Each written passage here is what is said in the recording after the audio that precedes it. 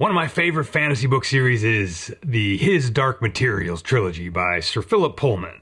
Not the TV series or the Golden Compass movie or whatever, but the books. Of course, I'm sure one of the characters you love as much as I do, don't lie, is Eoric Burnison, the Armored Bear. Which is also, of course, why I bought this 3D print off Etsy. Let's paint it. Greetings, good humans, and welcome to Tabletop Alchemy, where sometimes we paint up a miniature bear who's got giant battle axes. You know, because we dig fantasy, and we dig cool sculpts, right? And we thank our patrons, who also dig fantasy, and like bears who will...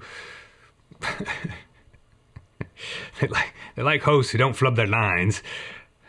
Dang it. We especially thank our patrons because they also dig fantasy, and like bears who dual-wield giant axes. Apparently... we sometimes also are extremely presumptuous. We being me. Alright, well, two things at the top. First, even though this miniature made me think of Eoric Burnison, which I don't actually know if that's the correct pronunciation, but it's how I'm saying it, it's not a miniature of that character by any means. And I'm totally aware of that. But, you know, who cares? This is just a cool miniature, and we're gonna have fun painting it. Second, due to a surprise bit of day job work I had appear all of a sudden, you know, which is definitely a good thing, I'm having to break this video up, or rather, break this painting project up into 2 videos. I know that that's kind of dumb. I mean, when you've got a whole slew of YouTube tabletop gamers and painters painting up whole armies in single videos, a thing I can confidently assure you you'll never see on this channel. I'm just not capable of doing something like that. But yes, I understand how dumb it is that I have to break up a single miniature project into 2 videos, but I just could not get this many finished in time for this video, so it's a 2-parter. Just is what it is. So, with that out of the way, still don't turn the back, because who's got time to go to the bakery? Let's adjourn to the painting desk. So yeah, this guy has been sitting in the Pile of Opportunity Primed and Ready edition for a few years, and the base he's on came with him. I still had to glue him onto it, and of course, with the Eoric Burnison reference, I want to paint him up polar bear style, and the base is obviously sculpted to have icicles and stuff on it, right? So, it's going to be a snow base. Duh. But this polar bear paint scheme right off the bat is a little bit of a problem because, as I mentioned, this guy was primed and ready, and he's got this zenithal primer coat on, which already has the highlights pushed all the way to white in certain spots. So I need to dim down those highlight areas so that I can highlight them back up in a less sort of flat looking way, I suppose. Now, I've been using Vallejo Express colors almost exclusively for the past couple of months, and even with their second expansion in that paint line, I don't believe they released a medium gray Express paint. So I'm just mixing up my own out of their black and their very pale gray or white Express paint, which is very similar to Citadel's white contrast paint. I did mix up a couple of pools of darker and lighter gray, and I'm just gonna pull from them as I go. Now, I kind of want to not speed paint this guy, which is probably another reason I failed to complete him in time for this video, but I'm interested in trying to keep some areas in shadow to follow the direction of light, at least a little bit, and so I'm just trying to tone down the zenithal for different reasons in different spots. I'm trying to keep the areas that would naturally be in shadow to be darker, and the areas that would be lit with an overhead light source to be brighter, but dimmed down still enough to allow for some actual white highlights in the painting process. Because this guy's supposed to have white fur, right? Now, I don't want pristine, clean white fur, because he's dual-wielding giant axes, as I've mentioned multiple times. This dude is, I'm sure, all grunged up from slaying enemies, so I'm definitely not looking for pristine white. Now, because there's quite a bit of fine line detail in the print, or the sculpt, and some of that isn't really shaded correctly by the airbrushed primer coat, I decided I'd just put down a base coat of greasy black Express color, but I added some red to warm it up to be the base coat for the leather stuff, which this guy's wearing sort of in lieu of armor, I guess. Now, of course, there are some armor plates like sewn into the leather whatever leather apron thing here, but we'll pick those out in metallics later on. Now, ever since I got this miniature, I kind of had two ideas I wanted to do, and one of those was blue armor. I just like the idea of blue against white, so that's what I'm doing. Now, don't freak out. I realize that blue leather armor and red leather armor aren't going to go together real well, and I don't intend to make the leather apron waist thing super red. I intend to make it just a standard leathery brown color.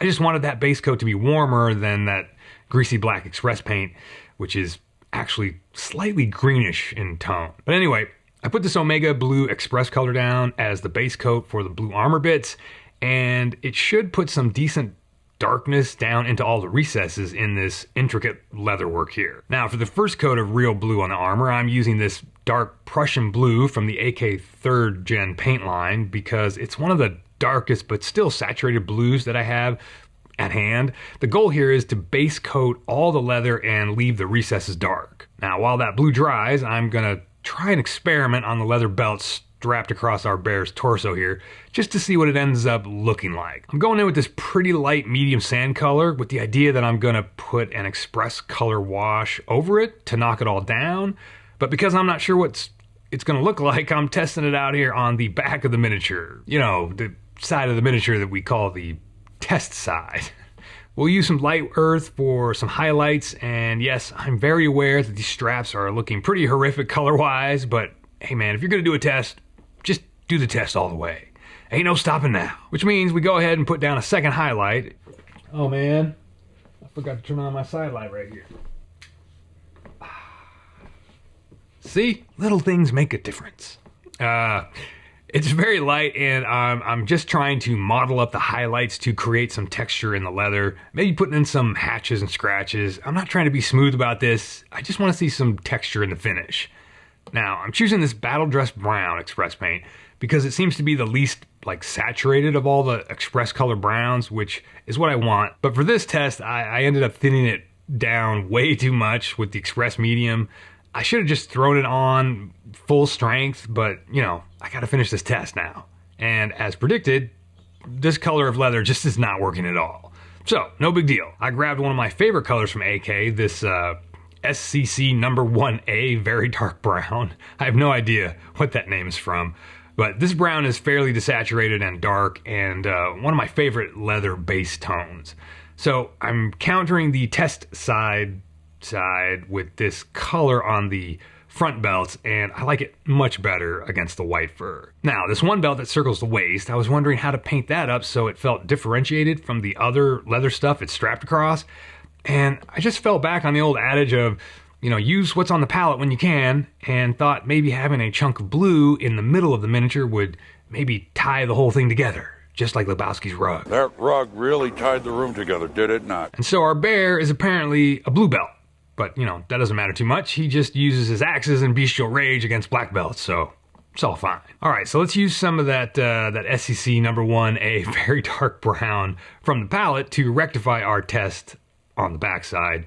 There we go. No problem. Everything's fixed. Now, I figured while I was just adding stuff from the palette, I might as well paint up the leather wraps on the axes in the blue as well, carrying that main color out onto the weapons. Is that the right choice? I don't know. I think it was better than going with brown because the halves of the weapons are wooden, and I think the contrast the blue brings to the brown is better. So we're going with it. Now, just some greasy black over the metal plates on the apron, just as a base coat in preparation for the coming metallics. Pretty typical step, right? I grabbed a few dabs of some of the light tans on the palette to pick out the 3 trophies our guy's parading around with. But this bear's either munching on child-sized snacks up in the frozen wastes, or he or she is a gigantic specimen of Ursus maritimus. I don't know if maritimus is how you're supposed to pronounce that, but it is how we're pronouncing it today. Yes, I had to Google bear species names to see what they were, because contrary to popular opinion, no, I do not know everything.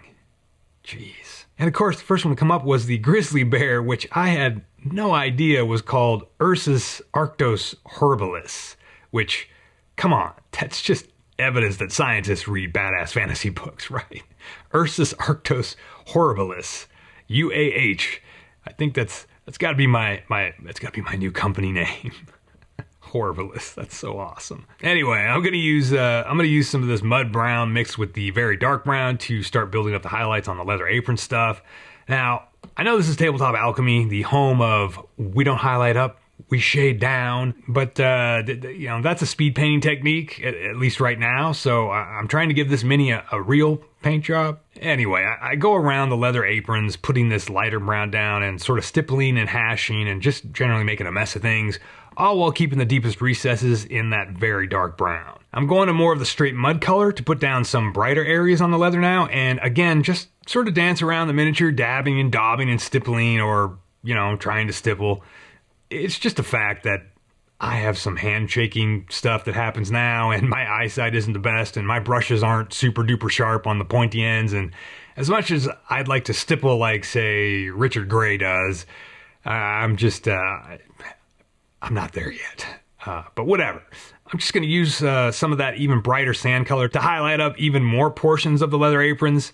Sometimes I get confused in my own head while I'm doing stuff like this about whether or not I'm trying to put down texture or mimic lighting, or both, or neither, and it's all just sort of lost on me sometimes exactly what I'm trying to achieve. Generally speaking, I just tried to keep returning to the thought that I was trying to put down highlights with texture. But then I don't know why the bottom of the leather apron is so bright. I mean, yes, it should be frayed and ragged, and I guess it would be generally lighter on the edges in reality, but this is not like in any way an accurate representation of the light and shadow that would be falling on this miniature, if it was full scale out in the world. It is contrasty, so that's a plus in my book. Now, time to highlight up the blue, and I put this star blue on the palette, but I did mix it a little bit with some of the darker Prussian blue, so it wasn't like a crazy jump in brightness right away.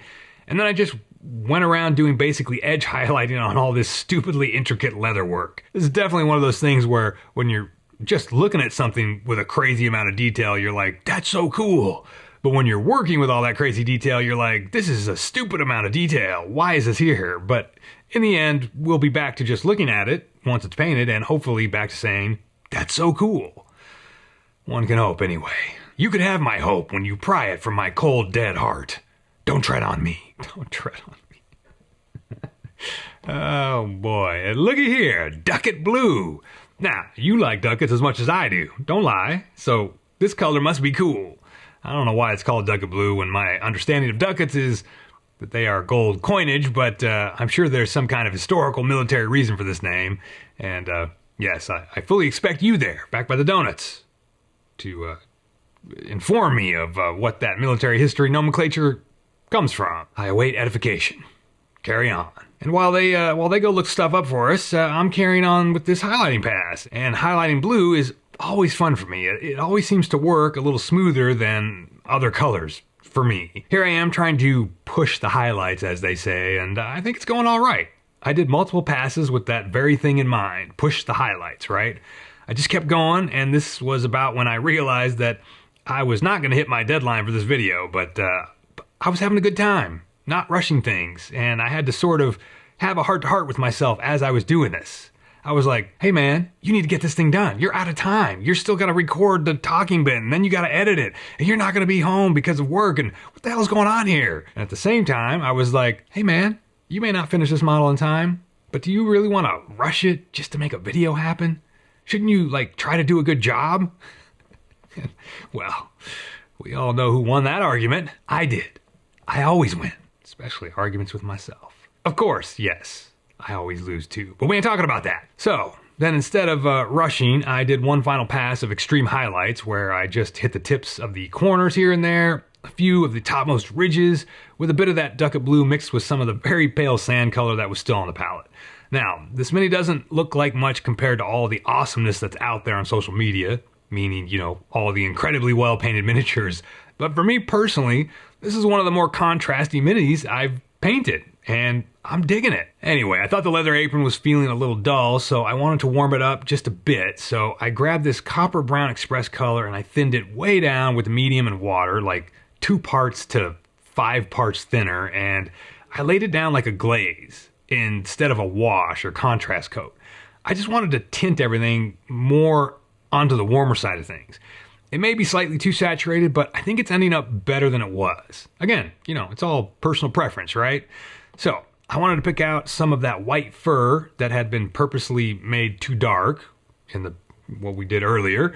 So I started with this pale gray, and I just went around picking out some of the raised fur detail, which the sculpt really helped with.